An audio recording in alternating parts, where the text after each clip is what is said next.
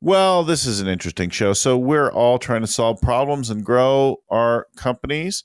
And in the world of coaches, we're trying to help our clients grow their companies. And we look to get more efficient and optimize and streamline and so on. But along the way, we often lose some of the discovery, serendipity, and chance that leads to innovation and breakthroughs.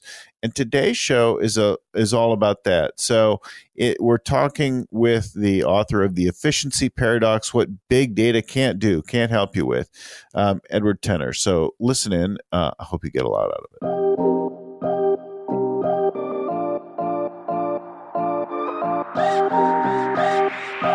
Hello and welcome again to the Scaling Up Business Podcast. I'm your host and scaling coach, Bill Gallagher.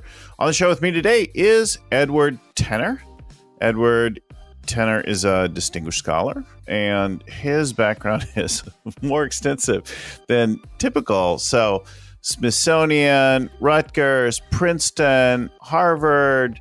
He's been published all over the place: New York Times, Washington Post, Wall Street Journal, Forbes. He's given talks for groups Microsoft, AT&T, Smithsonian, TED. His book, Why Things Bite Back: Technology and the Revenge of Unintended Consequences, is one of my favorite subtitles ever. And you're going to love this. We're talking all about the efficiency paradox. We spend a lot of time in our world, not just on the show, but in our world, talking about how to be more efficient, more productive. And this is about how that's not always a good idea, how it can get you into some unintended areas. And we'll tie into some previous shows as well. So welcome to the show, Edward. Thank you very much, Bill. And you're near Princeton. Yes. And joining us by computer phone call on fabulous Zencaster. So talk to us a little bit about your background. What leads you to studying efficiency and a book like this? I have not had a terribly efficient career in the sense of moving straight from one thing to another.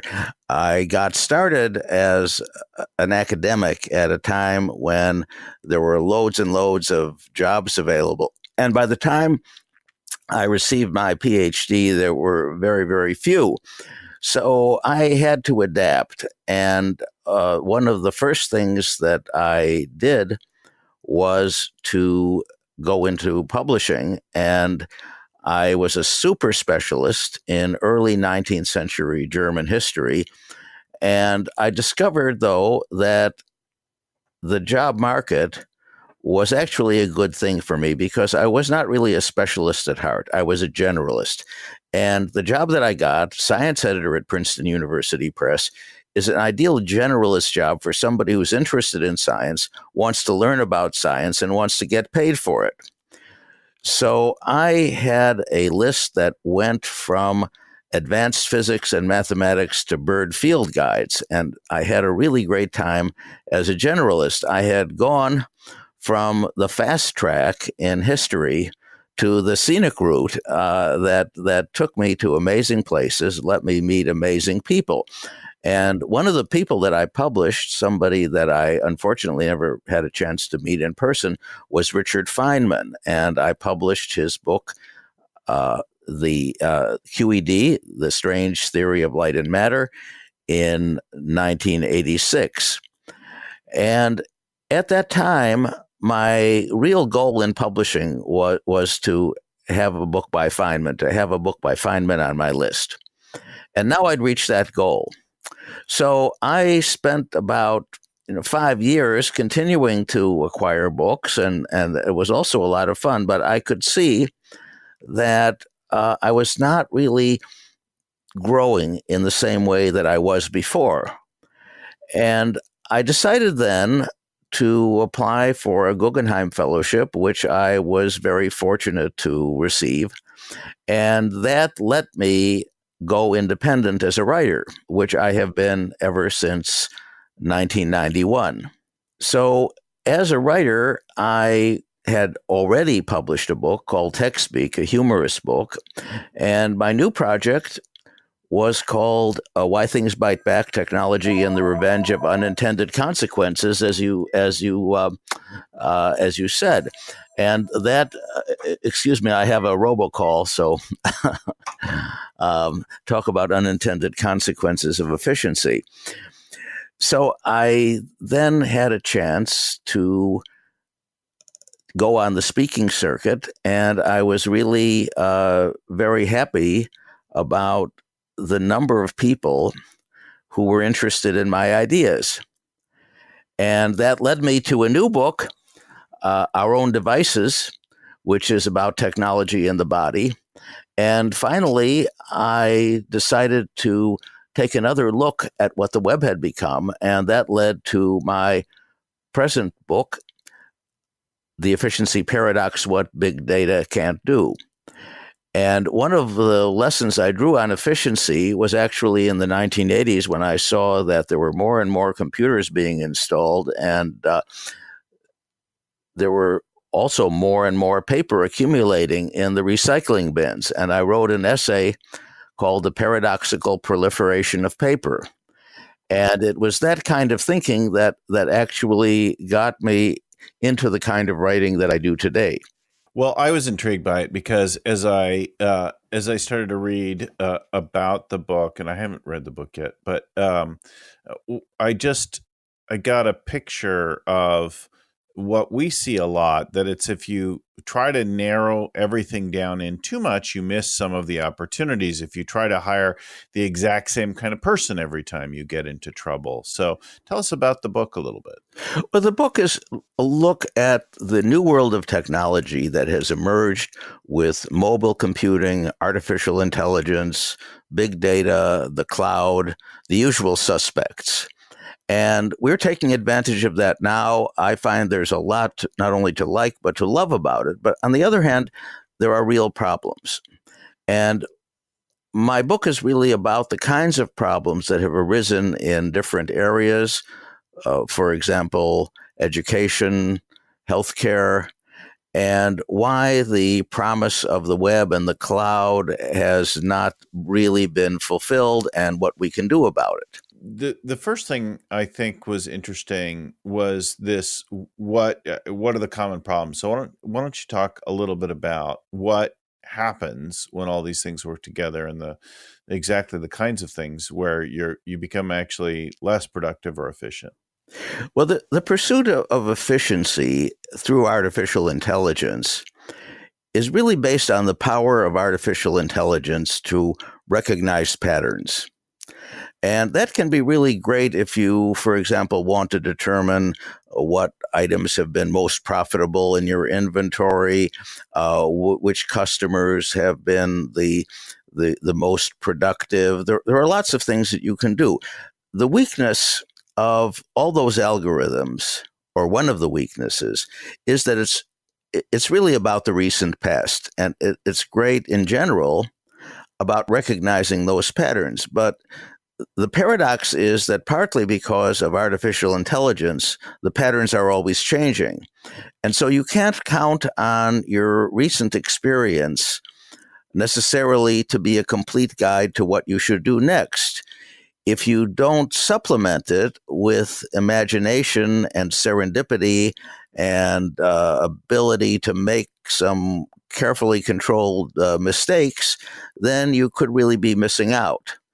For example, a company that has certain characteristics that have been successful for salespeople or for editors, in the case of my own past industry of publishing, those people might be very, very good for a certain environment. But let's say the market changes, the customers change.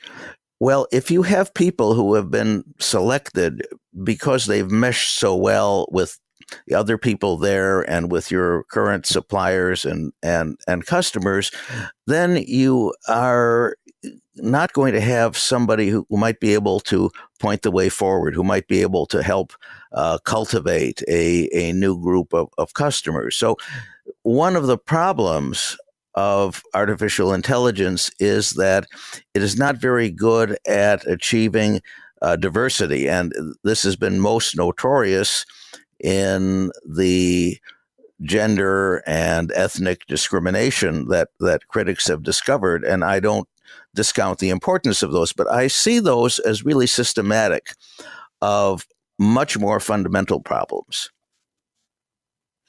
Well, I think what I hear you saying is that if we simply look for the trends and pull things out, then we don't branch off into new areas and new discoveries. So we stay more and more the same. We're finding the middle ground. So within a human being, right? It's the equivalent of I hire more people like myself. We share the same stories. We look the same. I see myself. If unless I go looking for in some open way at something that I wasn't totally expecting, wasn't looking for, which is not normal, right? Yes, yeah. Now, as a human being, I can modify that. Instead of looking for myself, I can look for some complement. Like when I hired my primary assistant, I went looking for somebody who had certain skills that I'm not very good at, don't love doing, and then hired somebody who could be that, and then really appreciated what she could bring. And but in other worlds, right, you're looking for where could we go off in a new direction, where if you simply are using the AI prediction, right, you're not you're not trialing anything new.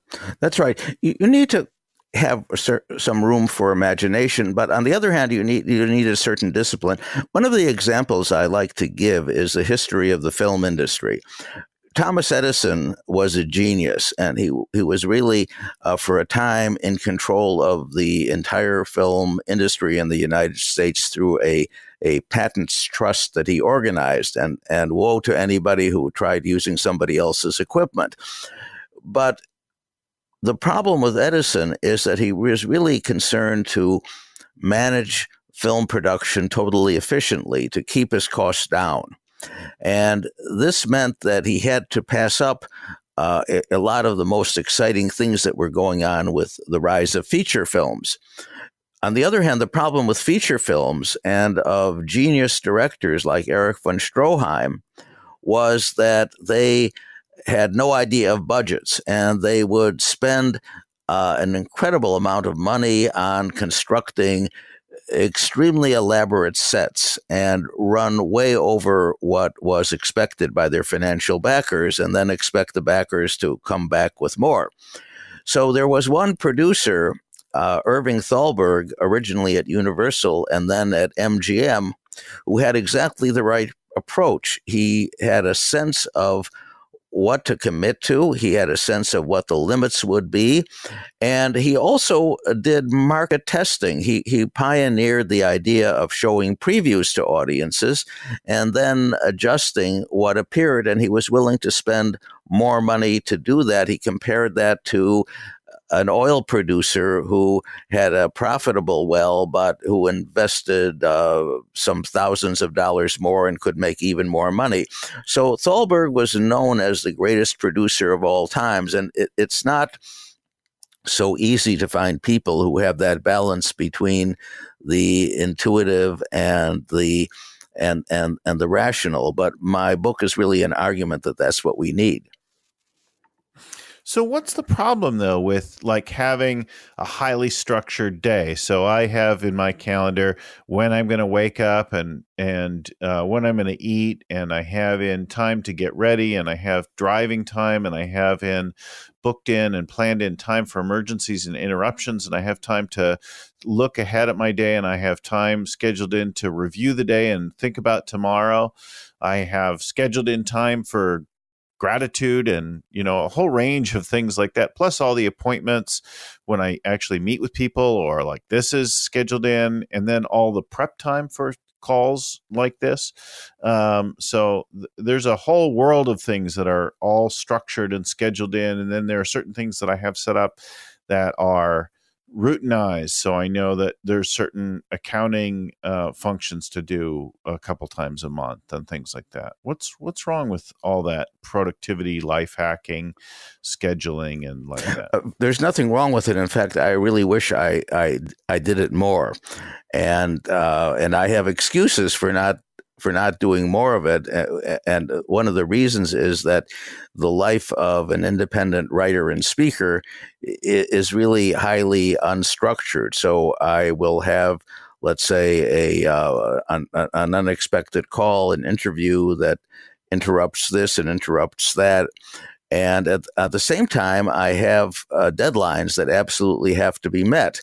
And the problem is that it's very hard to allocate a certain time to get something done, because usually what I need to do takes a lot more time than I thought would be needed. And there's even a word for that in organization theory, the planning fallacy.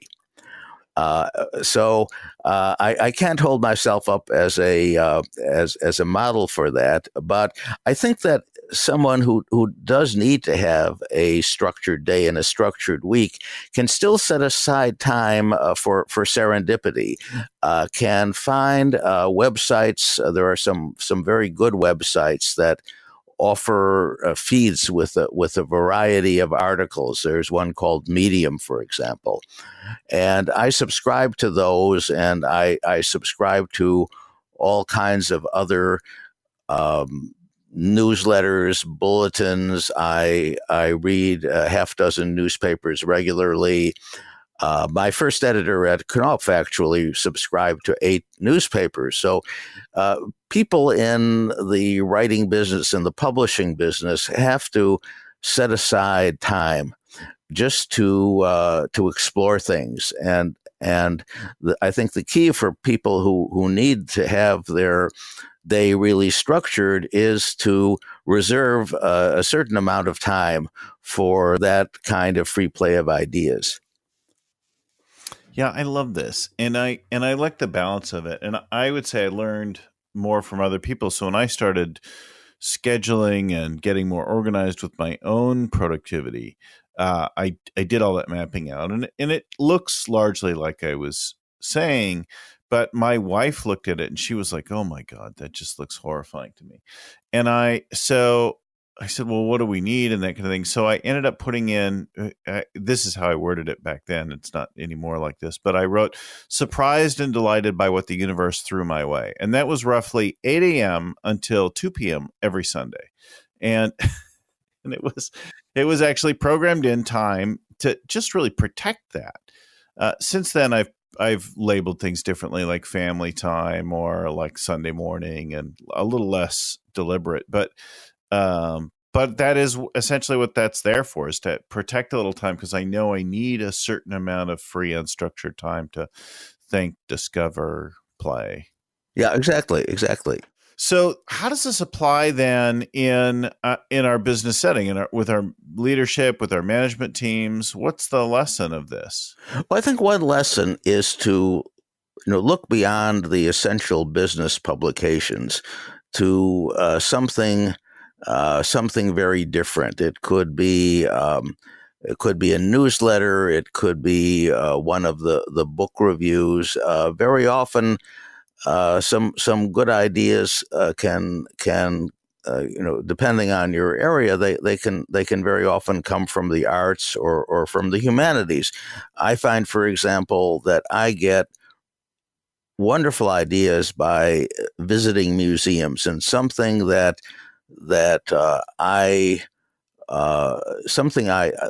other people might not consider significant in a label of an exhibition, I find could be the basis of a whole article, if not a book. So I guess my time is really kind of the inverse of many other people who have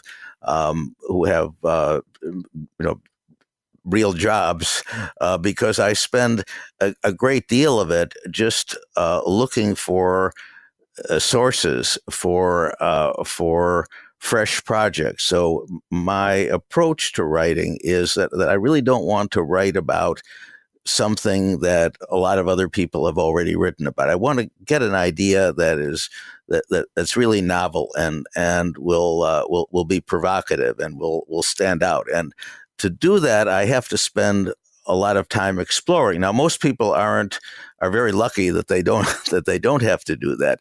But I think that everybody can set aside times and places for that, and to me, museums and libraries are really fantastic because the curators there often have an eye for really interesting stories, and you can actually get some really great business lessons that way too. I visited the exhibition on the Harry Potter series at the New York Historical Society a few months ago. And what was interesting about that, and what most people writing about the Harry Potter series have not focused on, was that the author had really mapped out the entire series of books on as diagrams on grids before she offered it to publishers. And she is also a very talented artist. She could have illustrated the books herself because she had a concrete idea of what every one of her characters would look like. So the point of that is that very often what looks like something that was really a kind of inspiration and flow is an example of tremendous discipline. And I'm sure she had a really very systematic approach to her writing that has made her maybe, well, one of the best paid writers in history. And I think everybody can learn from that you really need to combine this kind of discipline with sources of inspiration. So I think what I'm hearing is that balance of the two. I'm reminded of a session with a client. It was a week or two ago, and they were looking for accelerators to their strategy and so on. So what we did, and we spent a lot of disciplined conversation around, was finding the core blockers or the constraints that the company was facing, and then deciding to keep a focus on them. But we didn't work on solving them. Instead, I said, look, once you've found something like this, just keep it top of mind, post it in your office or dwell on it. And then, your whole industry has similar issues. So now go looking for some new inspiration or something to hit you in a different place, that coming from something that you had never thought of before, rather than the brute force or linear approach within. And that's what you're talking about, isn't it? Exactly. Another exhibition that I visited that was really inspiring was about the work of Charles and Ray Eames, who were two of the greatest designers of the 20th century, and they had all kinds of amazing products. But what really fascinated me was that they collected an incredible number of toys and dolls and all kinds of objects that they arranged in drawers. And this collection became a source of inspiration for their work. And this is true of a lot of artists, that they will have drawers and drawers. One of them will save all kinds of faces that he or she has seen in magazines. Or people, for example, would visit the New York Public Library's collection of images. They have a whole floor in one of the libraries with filing cabinets of photographs and drawings that were cut from magazines and books and pasted, and people can borrow them. And some of the greatest artists in New York, including Andy Warhol, borrowed those.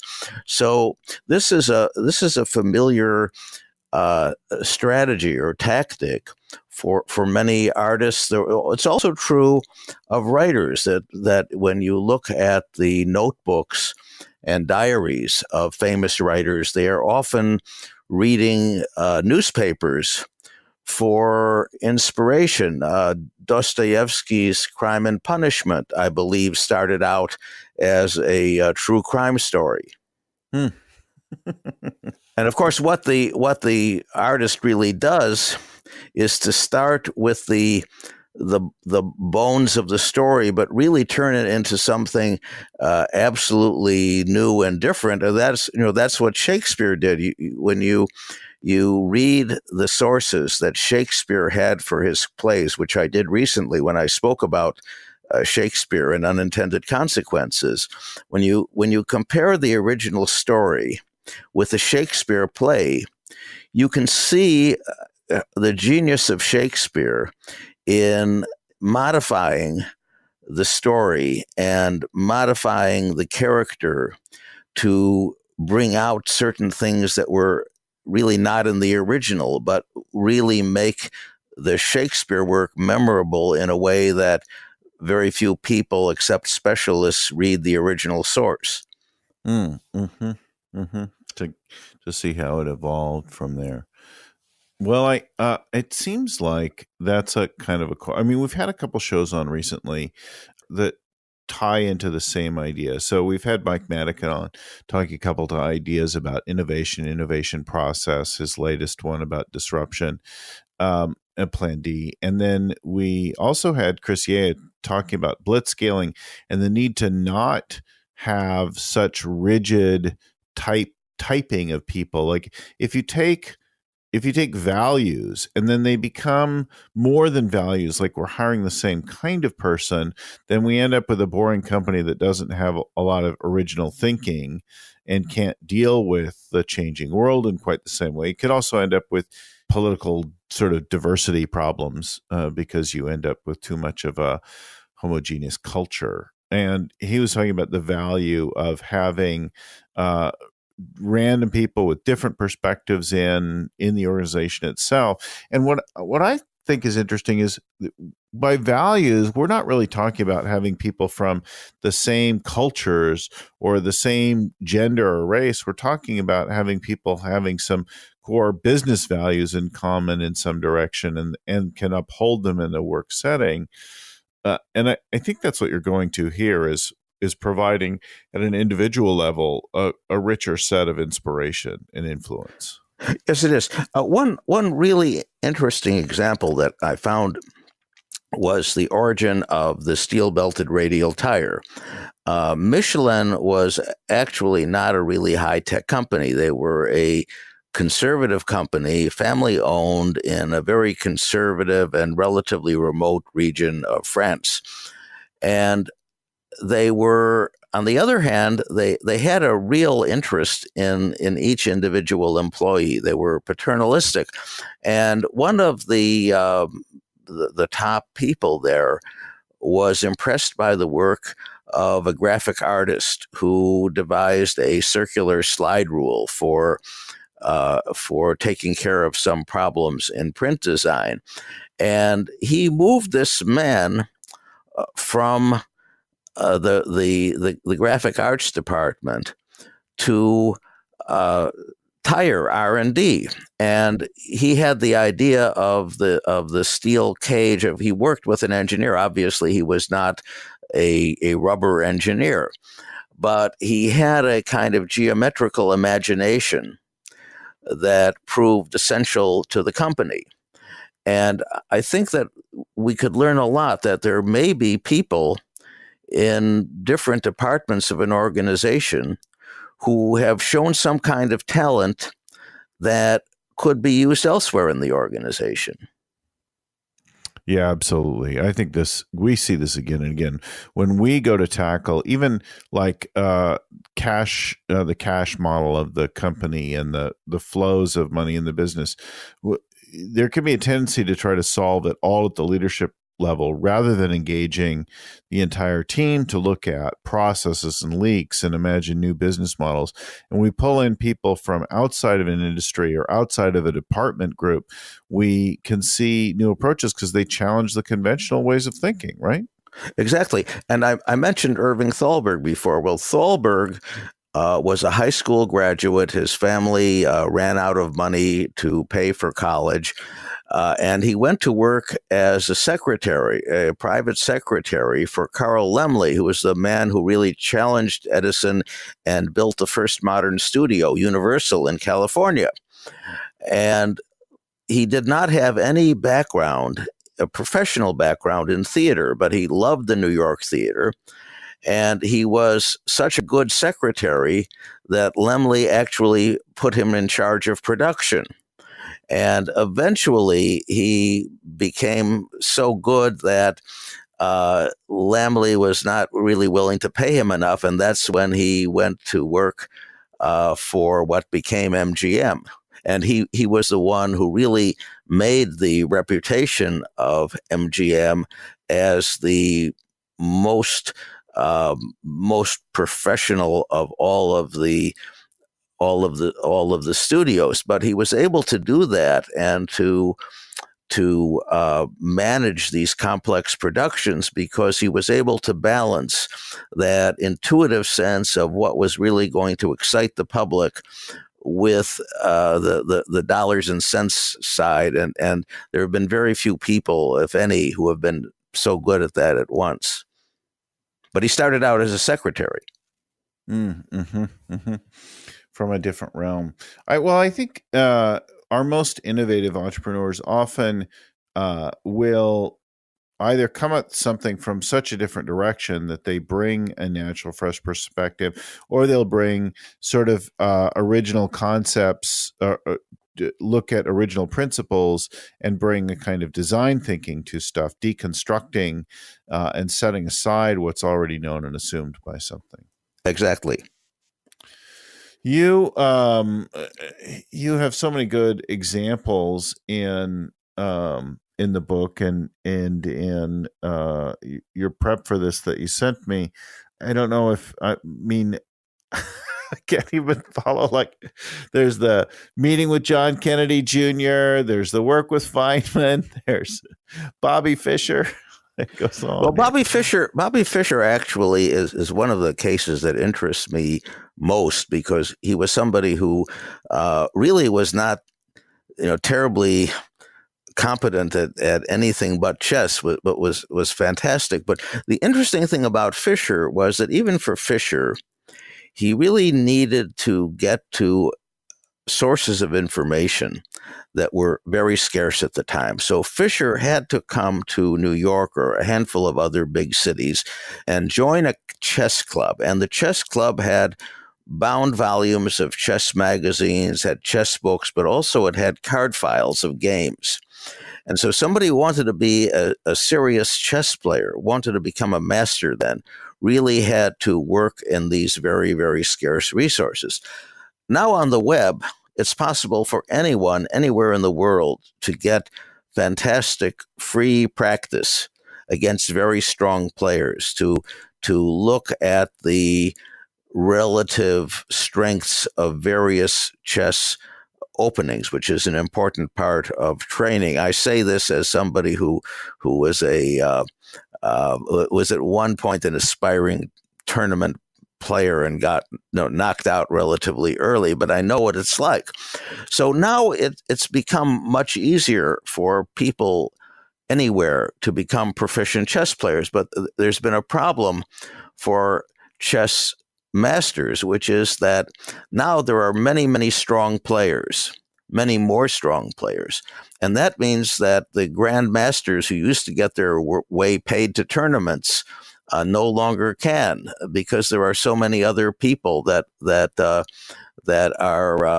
of tournament strength, and it is one of the illustrations of how disruptive the information on the web can be. So on one hand, it's much easier to develop your skills than it was in Bobby Fischer's day. But on the other hand, once you've developed your skills, it's even harder to get paid for them. Yeah, it's really interesting because there's a lot of people talking today about how we can't have screens in front of, there's too much screen time and we're too locked into our things. And for sure, we travel around and we see people sitting in restaurants all having interactions with other people or just mindly looking at content on their phones while sitting in proximity to close friends and family. We see people walking down the street, oblivious to things that are going on around them and so on. And we have this concern that there's a dumbing down. But at the same time, I look at my own two kids, now young adults, and the pace of their careers, both of them in very different realms, the connections, the access, the self-teaching is staggering to me compared to what I have. And I was excited to have access to a university and Encyclopedia Britannica and a range of things like that. And I had very early access to all kinds of computers. Uh, but it's so different today. My daughter discovers and works with artists all over the U.S., certainly all over the world, even, and she's 19. And she has begun to build her career. And my son works with investors from all corners of the world and has a small team, and he's 21. Yeah, it's amazing, and I think that's really fantastic. The one caution that I have is that there are some advantages of analog that have not been replaced. There is. It's not that screens make you dumber or anything like that, but it's really that analog print gives you a different way to get information. And even though I do most of my reading, as probably most people do by now, on screens, I'm very careful to read print versions of papers. I subscribe to 3 daily papers. And I often find that I understand things differently when I see the whole picture on a printed page than when I would see a version of it on my iPhone, for example, or on my computer screen. And psychologists have studied this, that this is one of the things that I talk about in my book. There's an idea called desirable difficulty. And sometimes when it's harder to do something, you actually get to understand it more deeply. For example, psychologists studied people's comprehension of lectures when they were able to take verbatim notes, if they were fast typists, on a portable device with a keyboard versus having to take notes in longhand. And what they discovered was that the people who took notes in longhand, even though the notes were less complete and might have had errors, actually understood the subjects better. And the reason, which is kind of obvious when you think about it, is that when you're taking notes, since unless you're a master of the lost art of shorthand, you can't do it verbatim. When you're taking notes, you really have to do a lot of rephrasing of the speaker's words in your own words. In other words, you have to learn how to explain this to other people as you are noting it down for yourself. So in the process of writing it down, there's a whole other process that goes on in your mind. Whereas when you're taking it down verbatim, that's what psychologists call fluency. So somebody can read, let's say, an article or a book a number of times. They can go through a textbook again and again. And they can have a fluency. They could tell you what's on the pages. But if you ask them to explain it to a kid or to summarize it in their own words, they might have a hard time, because while they can recall things literally, they don't necessarily understand the ideas behind them. Mm-hmm. So there's a certain amount of processing, mental processing, grappling with something that improves the understanding and remembering when we're taking notes. That's right, and that is what the experimenters called desirable difficulty. Well, I notice when I'm reading, and I have a lot of paper books here too, but most of the new books and most of the things I get, I'll keep on my iPad or phone, or it'll sync to all the devices. And the value of that is, like, I always have stuff with me, right? So I can go find it and search it out and cut and paste and things like that. On the other hand, when I'm flipping through a regular traditional printed paper book, it feels like I can move around a lot more easily and find things quickly, even though there's not any difference between the speed of flipping pages one to the other, I don't think, or not meaningful, but it just feels easy to recognize it and find things faster in the other way. And so the books that I use the most in some reference or review fashion, I'll have in both forms. And I might even have an audiobook version because certain books lend themselves to listening while I'm driving, flying, running, etc. Mm-hmm. No, So yeah, I'm getting them in multiple modes. that's exactly right. That there are different things that you can get from each mode, and one of the things about the printed book or about print in general is that the printed page is like it's like a territory. It's almost like a place, and so when you see a page like that, or when you're flipping pages, you form a different kind of mental map of the territory than when you, for example, are scrolling it. That doesn't mean Right. that one is right and the other is wrong. It's just they're just two ways of Different. understanding the same thing. Well, the same thing's true of writing, right? Like I will take notes in Scribble and paper notes and so on, and I almost never look back at them. But there is some value in taking notes in that way. And a lot of times I'm just trying to keep my attention on the subject and instead of wandering because I'm pretty ADD and get distracted by everything in my environment and my own thoughts and go off. Somebody says something and then I go off down a whole thing and then I'm like, what are they talking about? So the act of note taking keeps me a little bit more close, but I'll take notes and I'll do first drafts of things by hand, just writing them out. But the more elaborate editing I will need to do and move to a computer on. So it's like I'll start first draft, handwritten, and then I'll move out from there to other forms, combining the. Yeah, I mean, my experience is kind of similar. What I tend to do is to diagram what I'm planning to say on paper, and that way I can have arrows or heads or subheads. I can revise those. I was always somebody who was always tinkering with writing. Even when I was a college student, I would retype a paper again and again to kind of squeeze out anything that was unnecessary. I was maybe that was ADD too, but I was really obsessed with getting everything as punchy and direct as possible.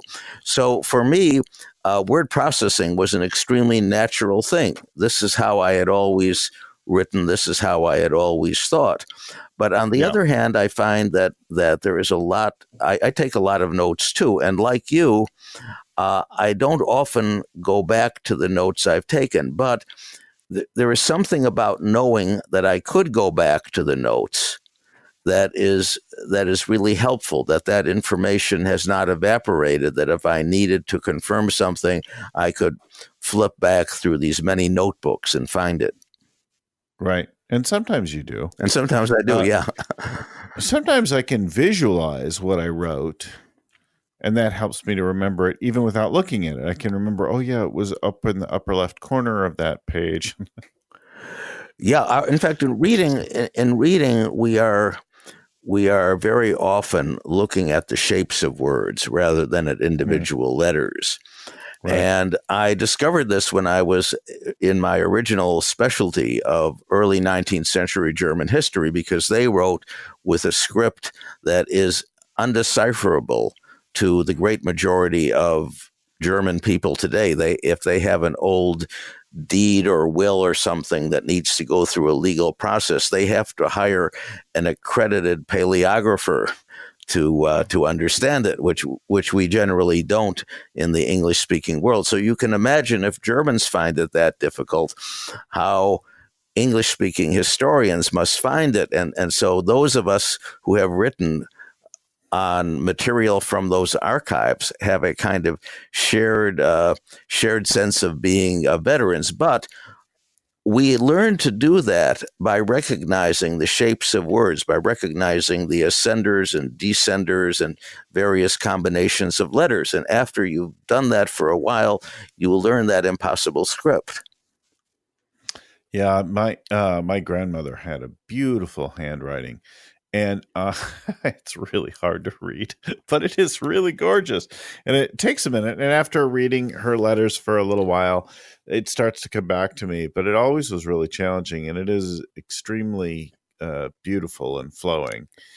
But but also not as discreetly recognizable as my own ham-fisted writing. Well, that's a very interesting point, because as I discovered when I was writing in our own devices about the history of the typewriter and the typewriter keyboard, the big reason for the adoption of the typewriter was not faster writing.